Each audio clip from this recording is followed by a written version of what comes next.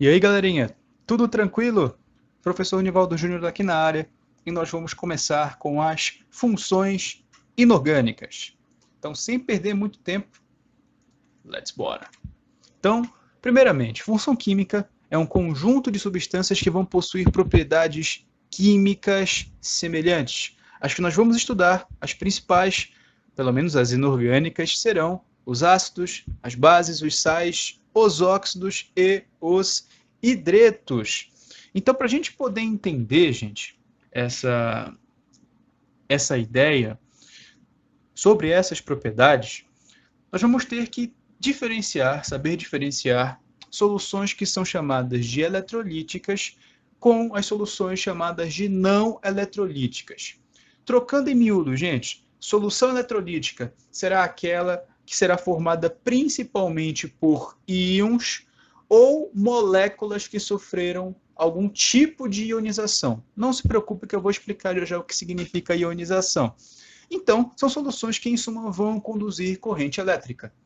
Enquanto que as soluções não eletrolíticas, elas vão ter como principal característica a não condução da corrente elétrica. É o caso principalmente de açúcares, soluções de açúcares e até mesmo da ureia. Então vamos colocar isso aqui numa imagem para ficar mais fácil. Vou pegar agora aqui a minha canetinha, o meu laser, para a gente poder entender melhor. Então vamos aqui analisar a primeira imagem.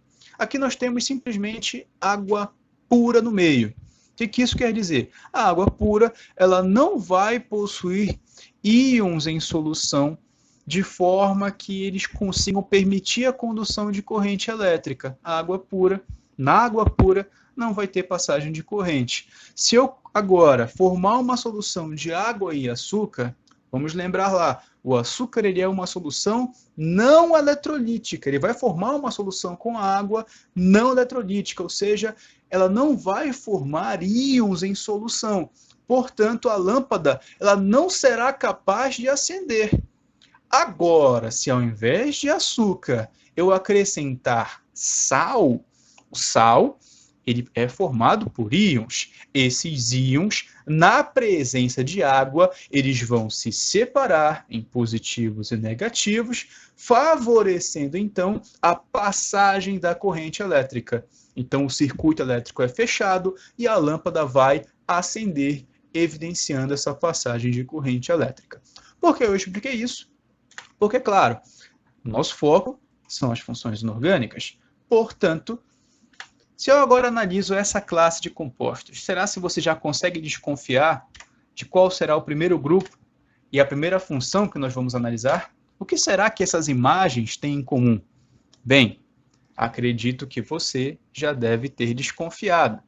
Bem, eles não são formados só por uma função, mas eles podem ser produtos dessa função que eu vou falar agora para vocês. Então, gente, o nosso foco agora será os ácidos, mais especificamente o conceito de arrênios. Lembrando, jovens, existem vários conceitos para o que significa ácido.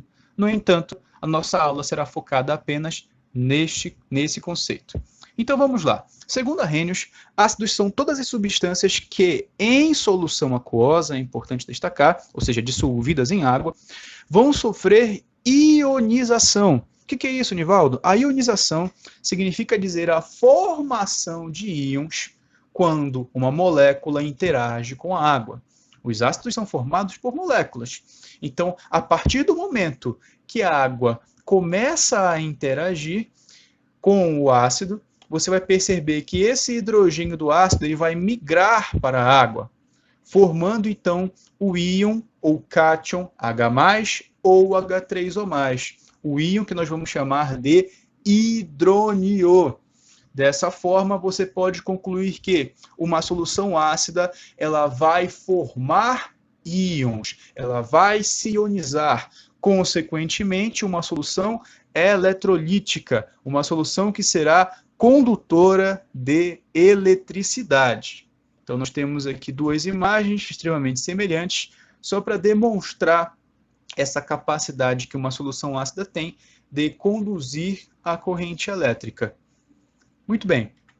Propriedades dos ácidos. Os ácidos, eles em geral possuem sabor azedo, isso é fato. Formam soluções condutoras de eletricidade, ou seja, soluções eletrolíticas. Eles possuem tendência de mudar a cor de algumas substâncias. Essas substâncias nós vamos chamar de indicadores ácido-base. Veremos mais à frente alguns indicadores, não se preocupe. E todas as substâncias azedas, em geral, tendem a estimular a nossa secreção salivar.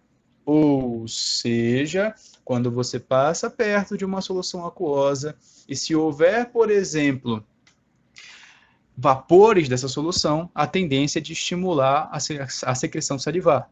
Só que, obviamente, eu não aconselho você a cheirar uma solução muito ácida, apesar de que existem ácidos que não nos trazem tantos males assim, e ácidos que a gente utiliza no nosso dia a dia. Então, pode ficar tranquilo. Um exemplo é o limão, você pode pensar no refrigerante, você pode pensar aí na laranja, em várias frutas cítricas. Enfim, existem inúmeras espécies ácidas que fazem parte do nosso dia a dia e que não fazem mal. É muito comum as pessoas acharem que os ácidos eles tendem a ser corrosivos e que é uma propriedade geral deles. E pera lá, não é bem assim. Se todo ácido fosse corrosivo, você ia chupar uma laranja e sua língua ia cair. Então não é bem assim que funciona. Você ia ter queimaduras? Não. Então você tem que entender que cada ácido possui a sua propriedade. Claro, as propriedades que eu estou te mostrando aqui são as gerais, mas alguns possuem propriedades específicas e aplicações específicas. Tá legal? Então, não ache que todo ácido é corrosivo. Tem ácido que pode te fazer mal, obviamente, e tem ácido que não pode te fazer mal. Isso vai depender, claro, das suas propriedades específicas. E vamos agora para a classificação. Primeiramente, quanto à presença de oxigênio. Olha como isso é extremamente complicado.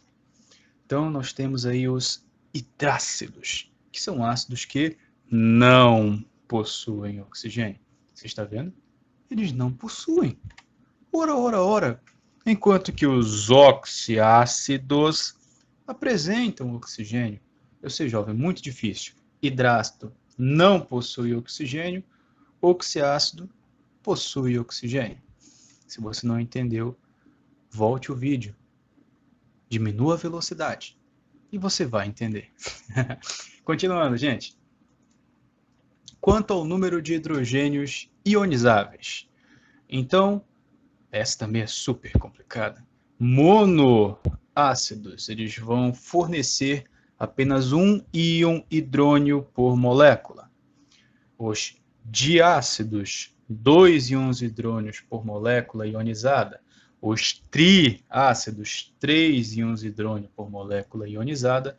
E os tetrácidos, 4 íons hidrônio por molécula ionizada. Pessoal, entendam uma coisa. Em geral, o número de hidrogênios ionizáveis é o mesmo número de hidrogênios que aparece na fórmula do ácido. Entretanto, vale a pena a gente destacar esses dois ácidos que eu coloquei aqui em vermelho, o H3PO2 e o H3PO3. Esses ácidos aqui, eles podem enganar o aluno, porque ele imediatamente acha que tem 3 hidrogênios, será um triácido. E não é bem assim. Então a gente vai entender melhor esses dois casos, e principalmente os casos dos oxiácidos em gerais. Observação: o número de hidrogênios ionizáveis dos hidrácidos é o mesmo número que se encontra na fórmula. Claro. E se eu analisar os oxiácidos, vai ser um pouquinho diferente. Então a gente vai ter que observar a estrutura eletrônica, a fórmula estrutural do oxiácido. Então, por exemplo, aí, o H3PO2 ele é um monoácido. Por quê? Porque o hidrogênio que está conectado ao oxigênio é o hidrogênio ionizável. Perceba, ele possui 3 hidrogênios, mas somente um deles está ligado diretamente ao oxigênio. Você já deve entender o motivo pelo qual o H3PO3 é diácido. O motivo, porque os 2 hidrogênios ionizáveis são os que estão ligados diretamente ao oxigênio. E o H3PO4, um triácido, motivo, porque ele possui 3 hidrogênios ionizáveis ligados diretamente ao oxigênio. Então não esqueça, jovem, para todo e qualquer oxiácido, o número de hidrogênios ionizáveis será os hidrogênios que estarão ligados diretamente aos átomos de oxigênio na fórmula estrutural. Sendo assim, vamos finalizar essa parte quanto ao grau de ionização, que a gente vai chamar de alfa. Primeiramente, o grau de ionização ele é uma espécie de rendimento do ácido, ou seja, ele vai indicar o quanto que o ácido fornece de moléculas ionizadas em relação ao número inicial de moléculas que estão dissolvidas. O que isso quer dizer? Se um ácido se ioniza muito, ele possui um alto grau de ionização, portanto, ele é um ácido considerado forte. Esse grau de ionização ele é um valor que varia entre 0 e 1, ou se preferir, entre 0 e 100%. Dito isso, os ácidos fortes possuirão esse grau acima de 50%, os ácidos moderados entre 50% e 5%, e ácidos fracos, grau de ionização menor ou igual a 5%. Então, existe uma forma da gente poder analisar essa força ácida não só pelo grau, mas também analisando uma ideia para a força ácida dos hidrácidos e para os oxiácidos. Os hidrácidos só existem 3 que são considerados fortes: o HCl, o HBr e o HI. Moderado somente o HF, e os demais hidrácidos são considerados fracos.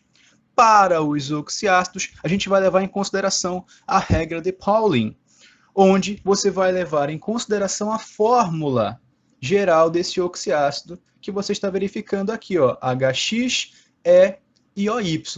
Y é o número de oxigênios que vai aparecer no oxiácido e X o número de hidrogênios desse oxiácido.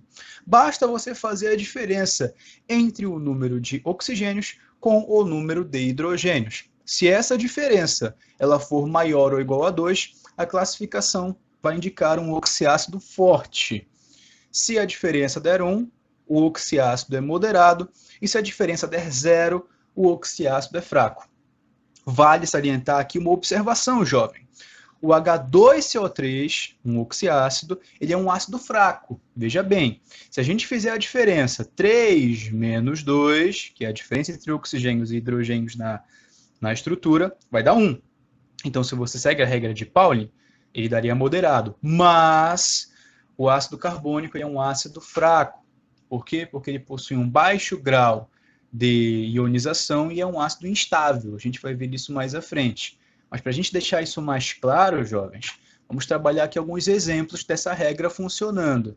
Então, primeiramente, o HClO tem um oxigênio, que não está aparecendo aqui, e um hidrogênio. Ou seja, a diferença entre eles vai dar 0. Logo, segundo a regra de Pauling, é um oxiácido fraco. Se eu analiso aqui o HNO2, a diferença entre o oxigênio e o hidrogênio vai dar 1, ele é moderado. Se eu observo aqui o H2SO4, a diferença vai dar 2, é um oxiácido forte. E por último, o HMNO4, a diferença vai dar 3, portanto, um ácido muito forte.